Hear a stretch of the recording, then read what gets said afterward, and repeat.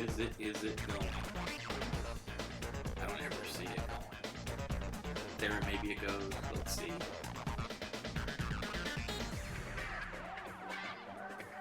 Always sets up a second channel. Restream. Restream. Why? Why?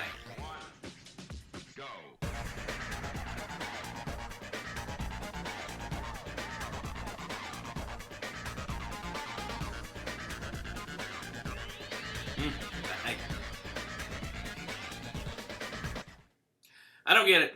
I don't get it, Restream. Always setting up a second channel. 2 channels, YouTube. It's not that easy.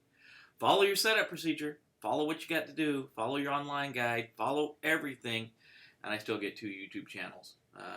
Strange. Guess I'll call Restream today, I guess. Good folks that don't know what I'm talking about. Restream is a service that allows a live stream to go out to multiple destinations like Twitch, Facebook, and YouTube all at the same time. Great in theory. Seems to work great on Facebook. Seems to do good on Twitch, but every time in YouTube it sets up 2 channels. So you'll have the notification that we're going live, and then when we go live, it goes live to a totally different stream. I don't know. Technology, man. Technology. Got to figure it out. So I do see a couple people out there, 3 people out on YouTube land, nobody yet on Twitch. That means Alex isn't here because he's the only person that watches on Twitch. It's really a gaming platform, so if we get anybody from Twitch, that's a good thing. That means we have gamers that care about security is essentially what that means. Our cup of Illy coffee is in our Montana cup as we prepare for being out for a couple days. So tomorrow through Friday, there won't be a scheduled live stream.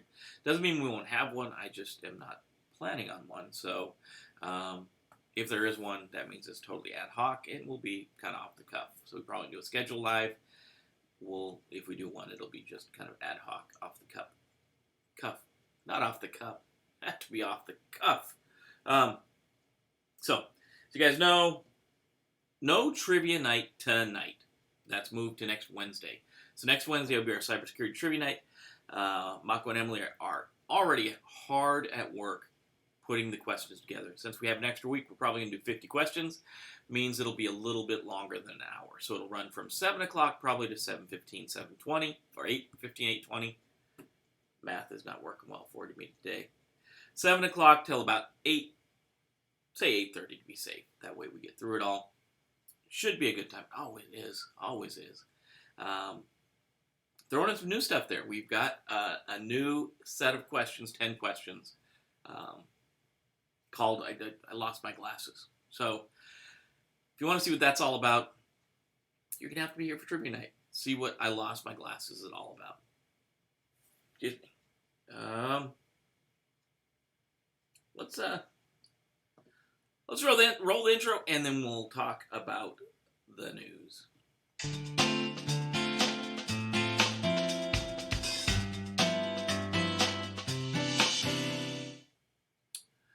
There we go. Always the time. There's Paul. I was waiting for Paul to give me the good morning. Morning, Paul. I'm going to guess Dennis may be out there too. Maybe Alex, maybe Mike. I don't know who's all out there, but you see some folks out there in the ether this morning. We talk about news. It seems like in a lot of ways we rehash the same news over and over again. I do like the fact that generally we're a couple days away from the stories we're talking about in the morning being even just on the mainstream cyber sites, the mainstream security sites. We're usually a little bit ahead of everyone. That means we normally have this cycle where we talk about something, and then a couple days later we see the same story come up again. Huawei is crazy. Huawei, I think that's happening in Huawei, but it's just always a new Huawei story. Every dang morning is a new Huawei story. We're not talking China just first thing off this morning. We won't talk about China. We will talk about North Korea. Magecart. We talked about Magecart a month ago. This tool that's being used on many websites. A lot of the WooCommerce websites are using Magecart to do the collection of funds, their payment processing, their credit card payment processing. Obviously, we know so many small businesses can't do all the things they would need to do to be PCI compliant so that they can take credit cards themselves. So it's much easier to install a plugin like WooCommerce, and WooCommerce becomes PCI compliant. It can take your credit card. It can handle payment processing, obviously for a 3% fee. Magecart is one of the attack groups that has been targeting a lot of these online payment processors for things like WooCommerce on WordPress, things like that. It's actually now, there's been a lot of speculation in the past, but now it's been tied to North Korea. So North Korea's, it's a ZDNet article. Obviously, it's in the show notes below if you want to read more about it.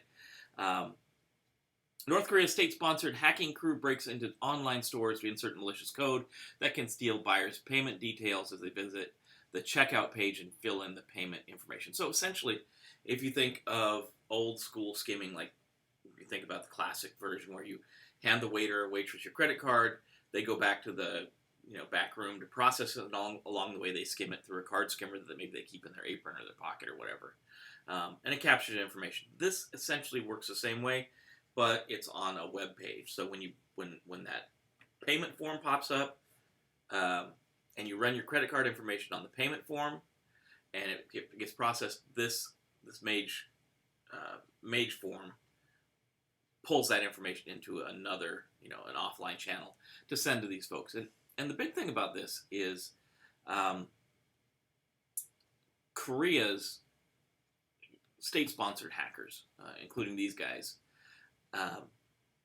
are different than just about every other country's state-sponsored attack groups.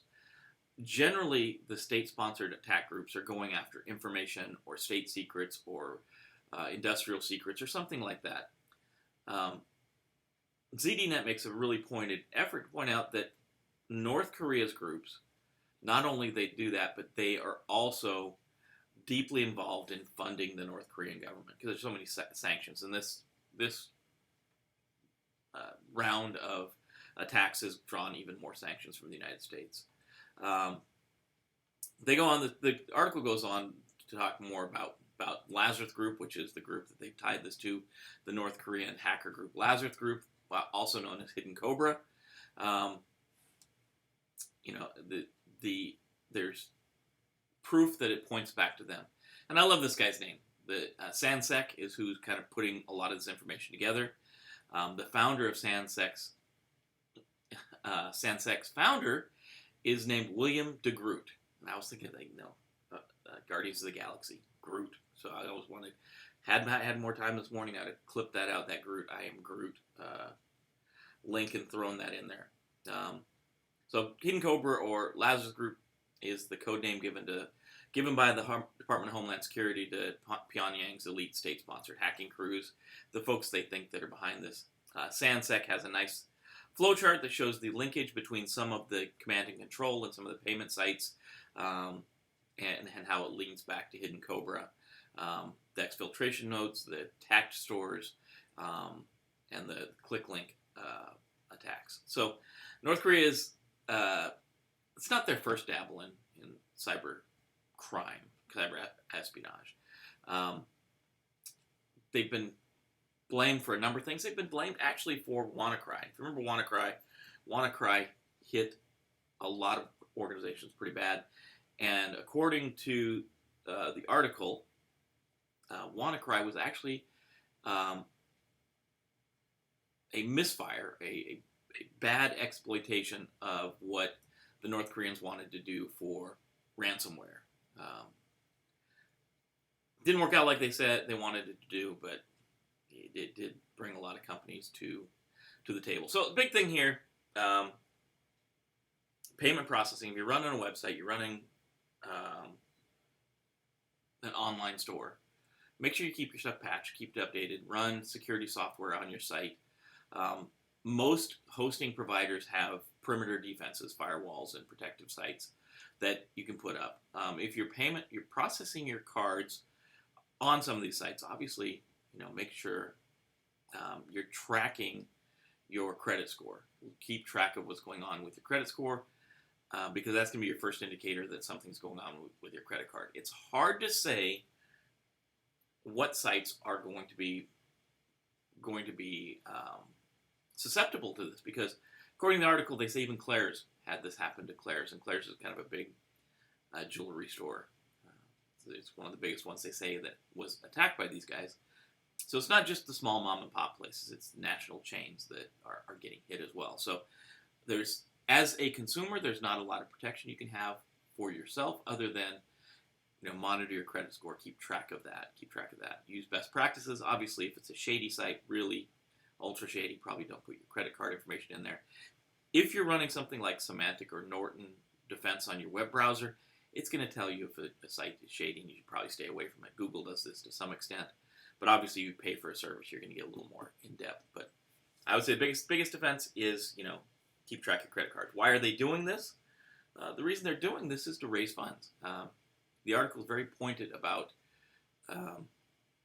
this group, Lazarus Group, Hidden Cobra, is using the funds from these attacks to support the North Korean government. So take that for what it's worth. Just keep track of where your money's going.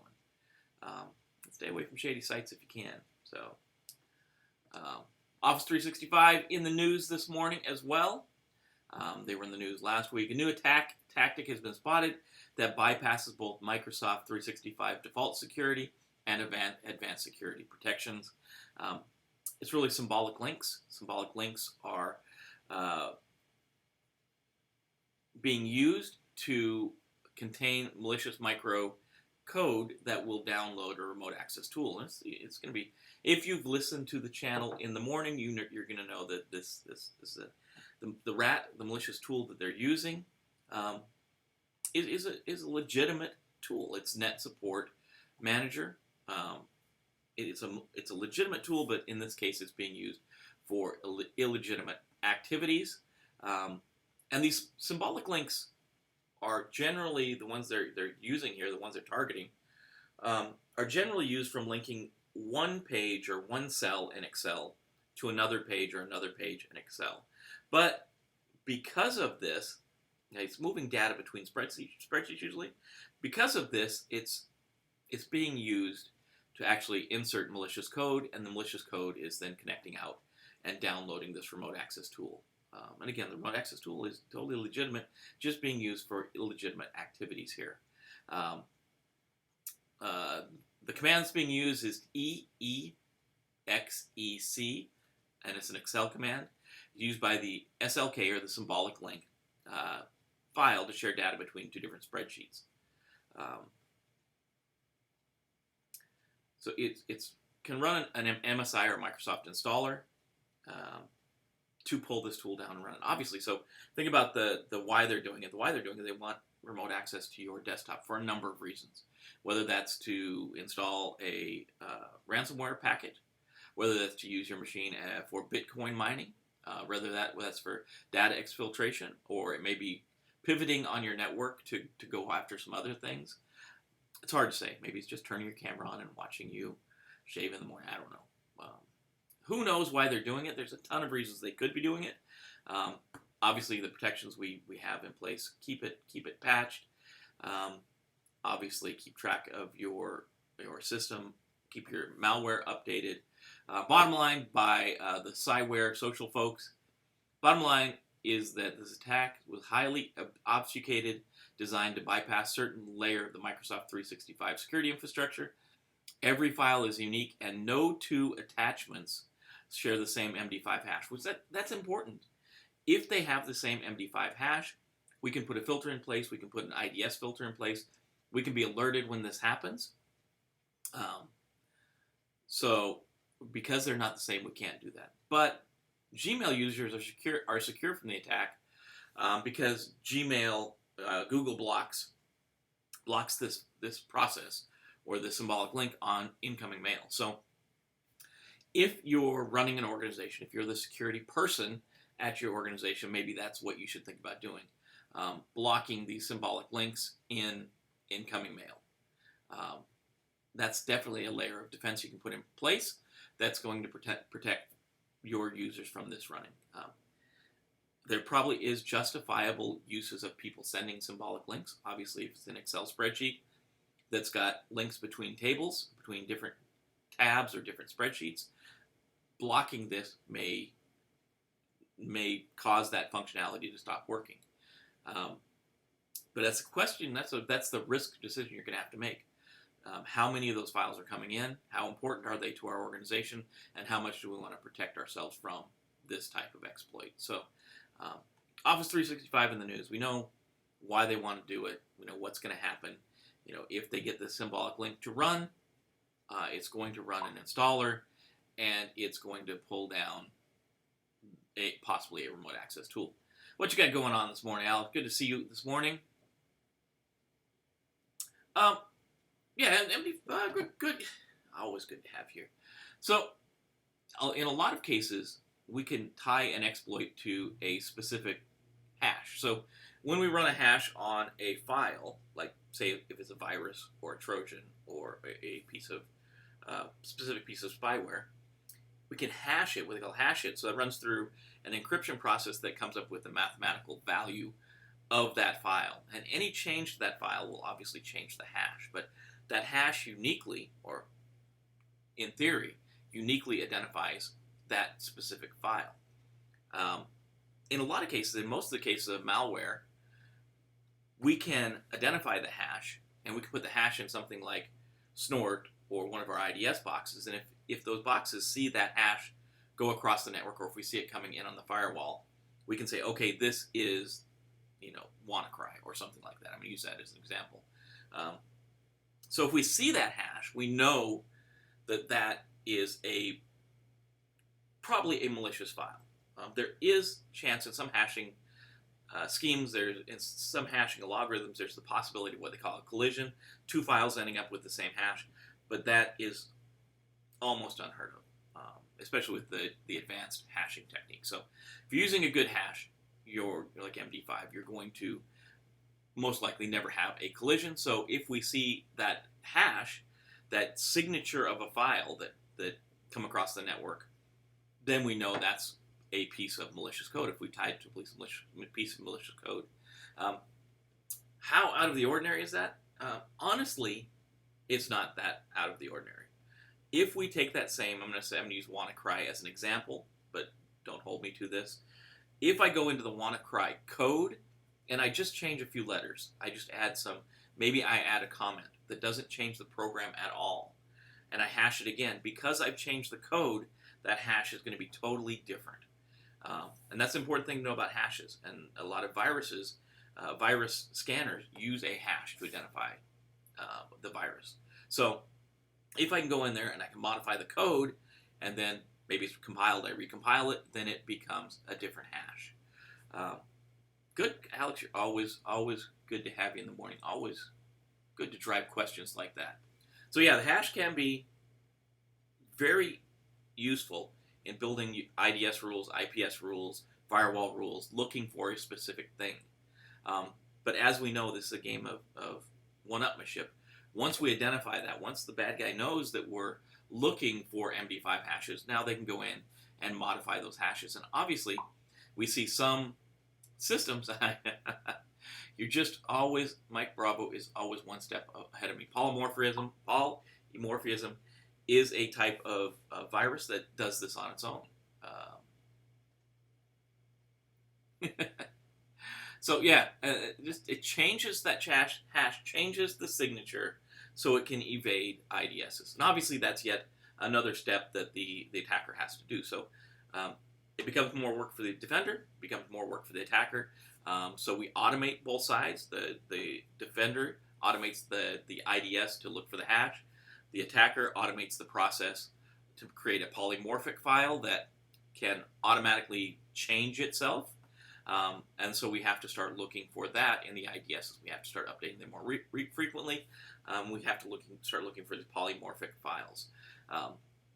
Great questions. Always good. Alex?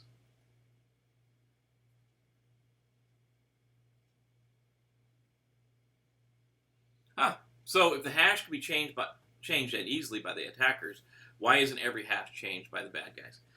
It becomes I guess it becomes a level of skill for the attacker. So as the skill level of a lot of these folks is low, we talk about even some of these state-sponsored folks we've talked about in the last couple of weeks, is low, and we can go out and grab code, and we can just launch that code against a target. That hash is not necessarily going to change. If we have an advanced group of hackers that have more time on their hands, that can build polymorphism, I think that's the correct way to say it, into the program, then they can launch it. So it's a skill set thing, generally. And it becomes, as we do this, generally code becomes larger because we have to have the part of the program that changes the program itself. So we end up with a larger file. In my opinion, it's more based on skill set and experience of the bad guy than that. Because we've seen very successful attacks by very skilled attackers that pretty much change their attack every time that they're run. Mike has a good point here. We'll come right back to that, Alex. This is why heuristics and artificial intelligence are definitely playing well in this, because when we say heuristics, it's learning what your system does normally. So in the case of heuristics for IDS, IPS, or even antivirus, at the get-go, when we install a program like this that relies on heuristics instead of signatures, and signatures are something like a hash, when we rely on heuristics, then the system has to learn what normal is. So it takes a little bit of time. So when we install something with heuristics, a heuristics antivirus or heuristics-based IDS or IPS, there's going to be a point where that software has to learn our program, has to learn what is normal for our network, or learn what is normal for our computer, when we normally work, where we normally go, what types of files we normally download. And it builds a profile of what is normal, so then if it sees something that is not normal, it can alert or react to that. And you were exactly right. This is where heuristics comes into play. And always with these things, there's this balance, right? So signature-based defenses, like signature-based antivirus and signature-based IDSs and IPSs, are good because right out of the box, they're ready to go. When we install them, they have a set of files that they're going to look for, and they know, hey, if any of these things happens, if I see this hash or if I see this signature, I know that that's bad stuff, and I can alert on it, I can react to it, I can maybe even clean it up. In the case of some antivirus, and in the case of a lot of IPSs, I can react to that immediately. But the problem, the downfall, obviously, with that is when that signature is changed. So if we go in, we change the hash, obviously that's not in the signature line. If that's not in my signature base, then that attack can go forward. But if I have heuristics, right out of the box, I'm not ready to go. But later on, when I develop what normal looks like, then I can identify something that's not normal. And obviously a downside to that side is it takes a while to set up. And also, if my routine changes, then heuristics is going to have to react to that change. Like if I'm normally working from the office from 9 to 5, and now I start working from home, which a lot of us have done, and now I'm working 7 to 3, that's a little bit different. Heuristics is going to freak out a little bit because that's not normal, right?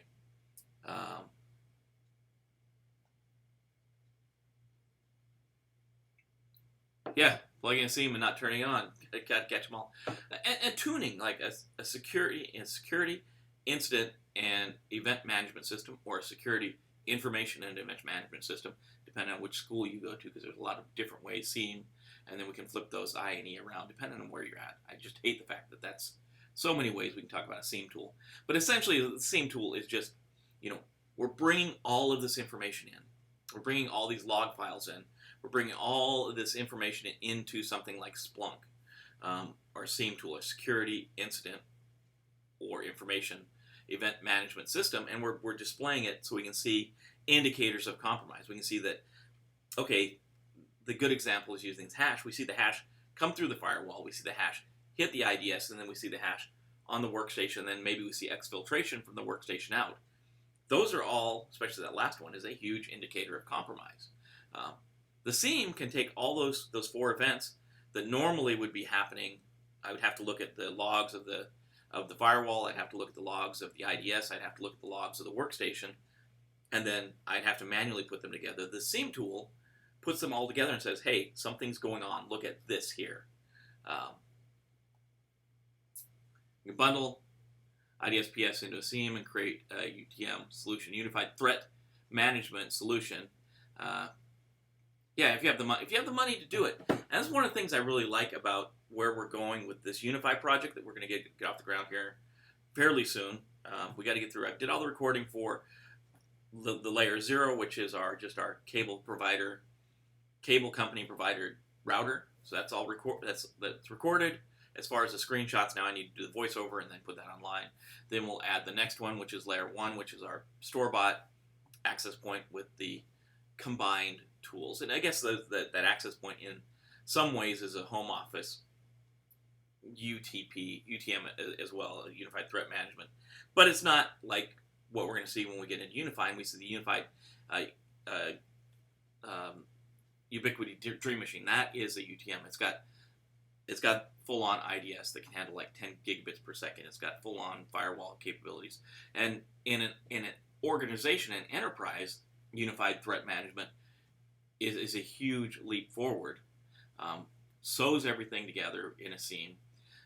But you're right.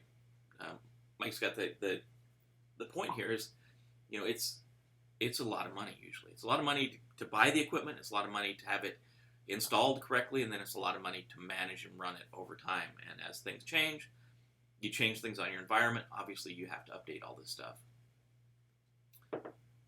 Unify's coming. I've got a pile of stuff in the corner, and yeah, someone needs to quit their day job.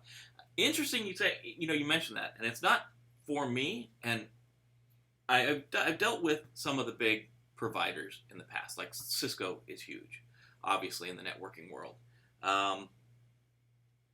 Some of the wireless folks, I'm trying to think of the big ones. Even like Foundry for the network side, and Aruba.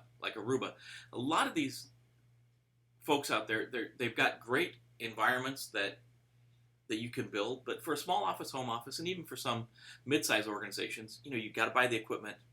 And then for any of the big ones, Cisco or Foundry, you buy the equipment, and then every year you have to pay service fees. And this is another thing I was thinking of when we were talking about Ubiquity. And I like the Ubiquity stuff because if you did want to start your own business, you wanted to start your own business on setting up this, you could be a Ubiquity host for the configuration files for your customers. So Ubiquity has a different model for the way they build their equipment. It's one of the reasons I picked them. When you buy the equipment, that's it. You don't have a annual maintenance fee for software and licensing and all that stuff. It's a one-time fee. It's all put into that one cost of your equipment. You can have your controllers hosted by Ubiquity if you want. You can actually pay them to do that, or you can host it yourself. Or a business idea would be, if you're prone to knowing networking, or if it's something you want to learn, you could learn it and host Ubiquity configurations for other people. So essentially, you could be a network security person in your local community to take care of small businesses. Go out and do your health check on the systems. They check out their Windows, more than likely Windows boxes, make sure they're patched, make sure they're getting their updates, that kind of stuff. And then put in their access point and like a UDM, Unified Dream Machine, which is the Unified Threat Management Console, and have that all point back to your controller that you could be running on a Linux box you host or a Linux box you have up in Amazon in the cloud or one of the other Vultr or something like that. So yeah, someone needs to quit their day job. I definitely just need to win the lottery, Alex. That's all. I have plenty of time. Unified project's coming. I've got all the equipment, even some stuff. I guess my problem, I'll back up a little bit. My problem is once I got in and saw the Unify family of things, the Ubiquity stuff, they just have so much stuff. They have so much stuff, and it all works together so well. I ended up getting, we're keeping the project to $1,000. So now I've got to frame out, this is the stuff you can get for $1,000, and this is all the extra stuff I got just because Ubiquiti has so much good stuff. So for example, in the $1,000 package, we're probably only running one camera, and that's on the ability to do video capture with the UDM and store it locally. So we did get the 8 terabyte hard drive, and we can store everything locally, and that records 24/7. Just records and overwrites, and it does the alerting when you motion, that kind of stuff. But they've got a device that plugs into your network and then has HDMI out that you can display your cameras on a monitor just anywhere that you can plug into a network cable. There's so many cool things that they have, and we're going to cover. We're going to end up talking a lot about Ubiquiti and some of the stuff they had. I didn't realize how much equipment they've got, how much stuff they've got from this, what I'm calling tier 1, all the way to like pro gamer, just really nice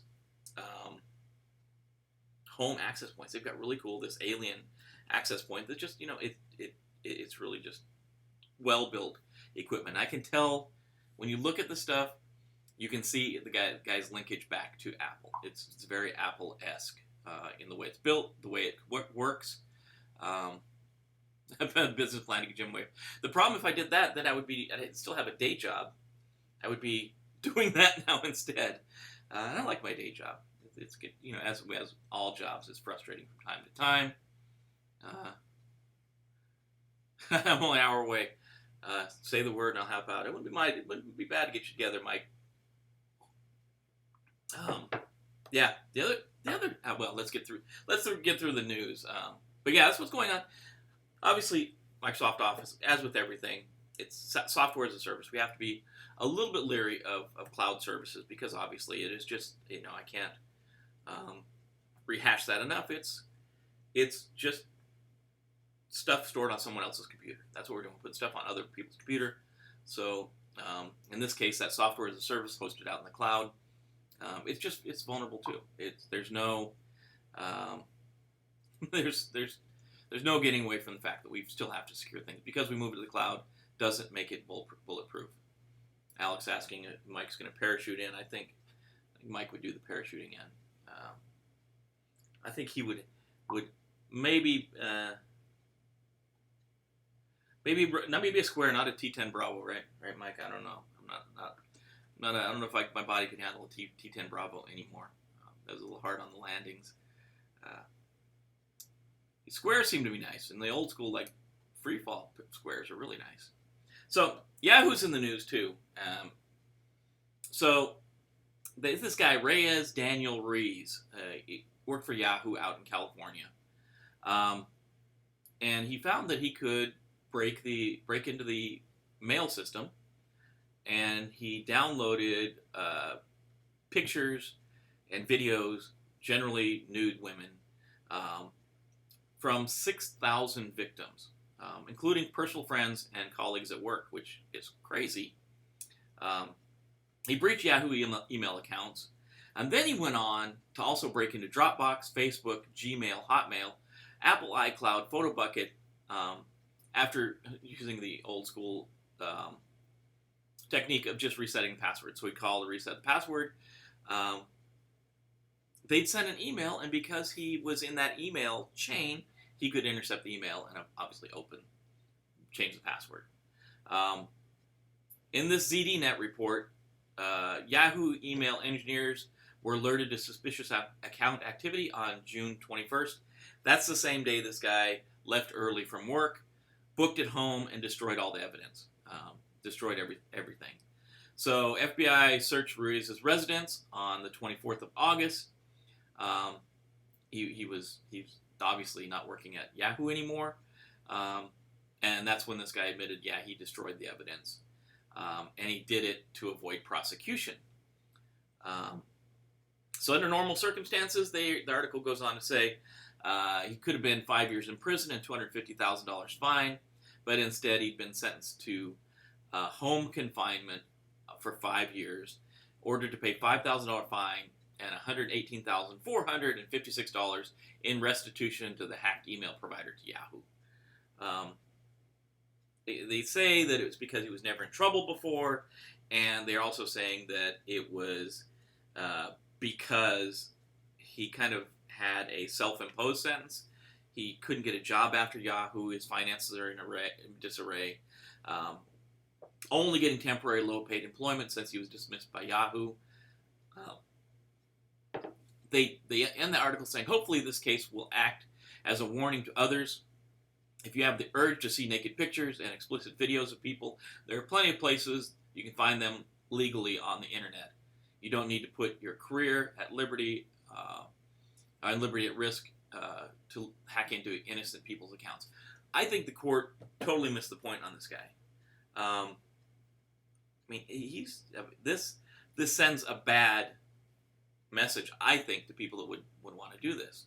I mean, he's getting, instead of $250,000 fine, instead of 5 years in jail, and instead of that stuff, he's like kind of, in my mind, a bit of a slap on the wrist. They're saying he's going to have to pay $5,000 fine, which he's probably going to have to pay the $5,000 fine. But the $118,000 restitution, he's going to probably pay that $5 a month for the rest of his life, and that'll never be paid out. He did the wrong thing. He had access, elevated access to systems. He did the wrong thing. He should have been more of a punishment than this, in my mind. Obviously, we think about the how, what, when, how. On the inside, we always worry about insider threat, and this is a classic case of insider threat. So we have to worry about what our people with elevated access are doing.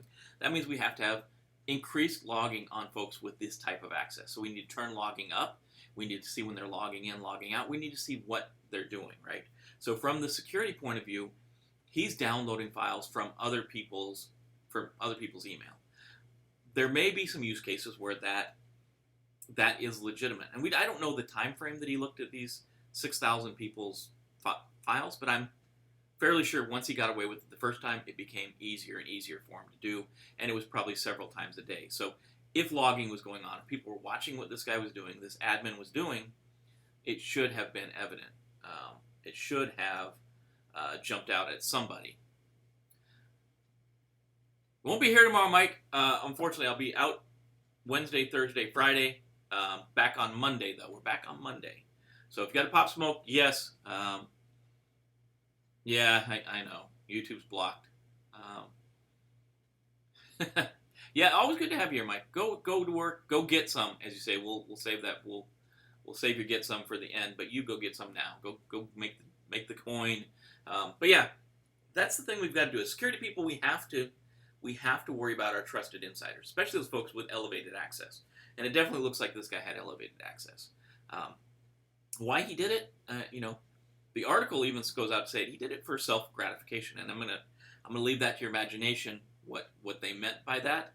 But he didn't share the pictures. He didn't put them online. He didn't share them with anybody. He didn't attempt to contact the victims, and they did. They put it in quotes and everything. Purely used the material for his own self-gratification. Creepy guy. I'm sure those people that had their pictures, their videos taken, hopefully they've been identified. Hopefully they know what happened to them. But that's just, I'm sure that makes a lot of women, I'm assuming, again, making an assumption here, assuming a lot of women feel pretty bad that their personal privacy was violated in this way. And again, it goes to show us, be careful what you put online, be careful what you send through the emails, because you don't know who's looking. So that's Yahoo. I think, to me, totally went the wrong way there. Huawei's back in the news. Huawei, and I thought this is one I was talking about. I thought, they were just rehashing the story from yesterday where we said Great Britain is pulling Huawei off their networks, off their core networks. Now the French cybersecurity agency ANSSI said it would not totally ban using equipment from Huawei in the rollout of the French 5G telecoms, but that it was pushing French telcos to avoid switching to the Chinese company. So we're not saying we're banning it, but we're gonna push you guys not to use it. So it's not a total ban. They want to point out they're not saying don't use Chinese equipment, but they're saying please use European equipment. So they're pushing more towards using Ericsson and what was the other company? I was trying to think what the other company was there.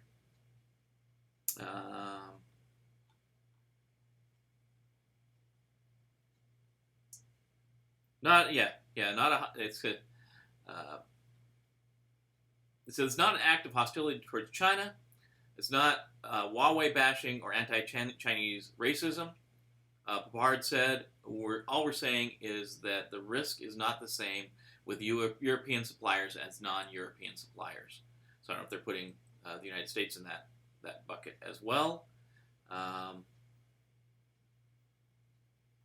The four telecoms, they don't want to use Huawei in them. I'm trying to think besides Ericsson, what was the other company they pointed out here? Well, apparently you can never find it when you need it. But anyways, the big point is they're not banning Huawei. They're not saying don't use Huawei. They are trying to keep it off the core infrastructure, which is what England was talking about yesterday, or Great Britain was talking about yesterday. They're saying push more towards European-made equipment.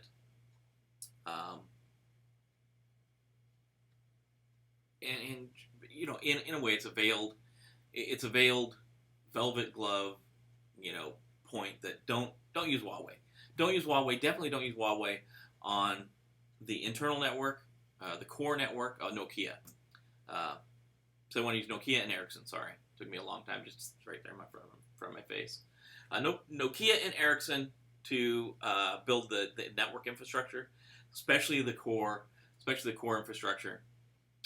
And obviously, this goes back. This is rehashing the same thing we talked about yesterday. Why would Huawei do this? Huawei do this. Obviously, if we're thinking they're malicious, they're trying to keep track of the information that's flowing over the network. Maybe even use that to disrupt the network should hostilities arise between China and some other country. The defense of this thing is kind of what they're doing. How we defend against it is supply chain management. Who are we getting our equipment from? That equipment is hardware, software, personnel services. So professional services, things like that, our contractors, our consultants, where are they coming from? Do we trust where they're coming from? Do we trust their backgrounds? Where are we getting hardware and our software from? And obviously there's some danger there because a lot of it is made in China. A lot of our equipment is made in China, or components are made in China. So we have to think about that. Is it trusted? And if we're getting it from a country like that, a country like China, are we testing it before we implement it on our network? So that's what we have to worry about. That's the how is, if the bad guy, and we're assuming China and Huawei are the bad guy in this case, that's the assumption, and they can put this equipment in place that maybe they have possible backdoors into, or the ability to monitor traffic going across these devices, then obviously that's the threat. That's what we have to worry about. And the defense against it is supply chain management. And we talk about how the RMF ties to a lot of the controls we talk about in the morning. RMF is hot because there's a whole section on supply chain management. We have to control our contracts, our contractors, our equipment coming in. We have to know what it is. And if Mike was still here, he'd say, that's the big thing. Know your hardware, know your software. That's number one. Number two in the SANS Top 20. Know your hardware, know your software. That's big. That's huge in this world. So that is the last story of the morning. That's our last news. As of 7:15 this morning, that was the last biggest thing that we really haven't covered up till this week. Obviously, I got to stress, I haven't talked about it earlier, subscribe right there. Hit the bell to be notified when we go live. Share with your friends if there's folks that want to learn security, want to know what's going on in the security world. That's what we talk about this morning. Alex, Mike, Paul are all good about making sure that if we hit on a subject that maybe needs a little more digging into, we dig into it a little more, and that's awesome. That's what we're all about.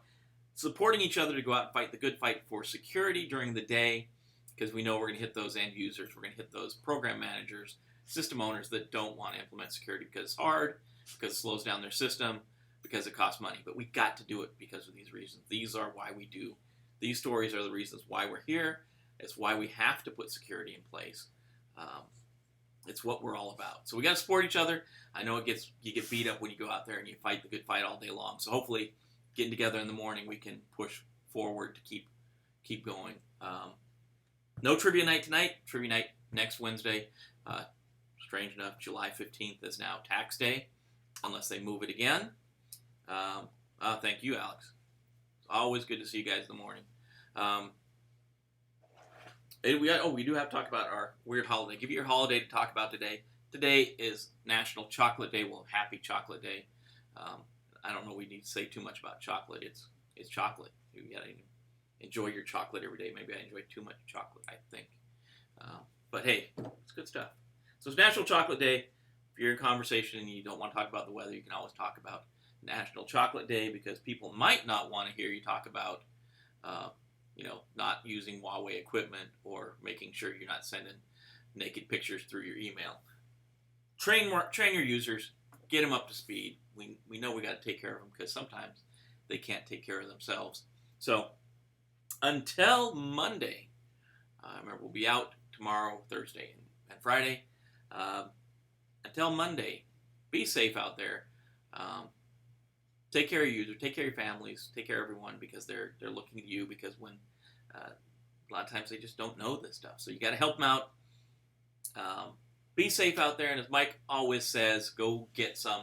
We'll see you Monday morning, 7:30, right here, same place, and we'll talk about the news of the day. Thanks for being here. Thanks, Ben. I missed you yesterday. Your comment popped up after we closed down the stream, so good you got in. And we'll see you Monday. Have a good weekend, guys.